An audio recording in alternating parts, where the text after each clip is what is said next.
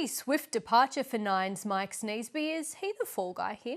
Well, in a way, yes, Alicia, because when you're the chief executive, it's your job to be responsible for everything. And in this case, you know, there's a whole, I guess, series of factors that have come into play all at once that have meant that Mike Sneesby has to be the one to take responsibility. And obviously the primary thing here is the release of this report into Nine's culture, which conveniently is going to land around about the time that he leaves the company. When we look at the share price, it's down around 60% under his tenure since the beginning of March 2021. It's down 41% this year so far, but that's not too dissimilar to main rivals like Seven West Media, which is down around 37%.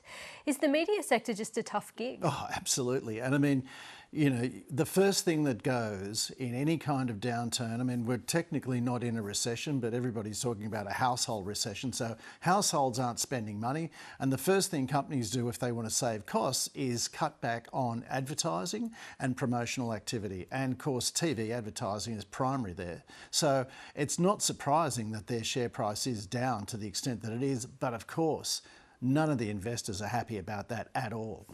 Now, Matt Stanton, the current Chief Financial Officer, is going to step into that CEO role while Nine looks for a new CEO. I mean, typically they've gone internal. Are they going to be casting the net quite wide this time? I think they'll say they will, but they'll probably get somebody internal. I mean, it is one of those tribal businesses, really, isn't it, TV management? You know, you've only got a couple of networks and they tend to poach from one another or to, you know, elect somebody from inside. So probably from somebody from inside, and there'd be a couple of contenders there, I'm sure. From my reading of the annual report, Mike Sneesby took home around $3.4 million last financial year, excluding his share rights. Alan Joyce was paid the same amount for just 2 months of work. Well, 8 weeks, yes. I mean, 3.4 million. I mean, everybody talks about the penalties that Alan Joyce had to endure in his final year. It was, what was it? I think there was a $9 million penalty to his bonus. He took home about $13 million though, which is substantially more than his wages. And now he's just been given an extra, what is it, 3.4 million for 8 weeks' work. Good gig if you can get it. Absolutely. Ian, thanks so much. Thanks, Leisha.